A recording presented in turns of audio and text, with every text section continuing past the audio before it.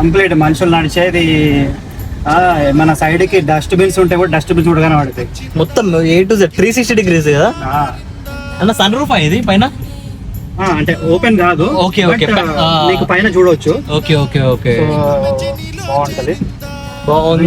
Winter లో అయితే ఇంకా చాలా యూజ్ అవుతుంది చెప్పాలంటే, అంత ఆటోమేటెడ్. ఇప్పుడు చూడు ఆగింది, ఇక సైకిల్ కూడా పోతున్నాడు, సైకిల్ కనబడుతున్నాడు క్లియర్. సైకిల్ అక్కడ మొత్తం ఫుల్ ఫాస్ట్ నెట్ బ్రౌజింగ్ చేసుకోవచ్చు. అండ్ 360 degrees కెమెరాస్ ఉంటాయి కార్ కి.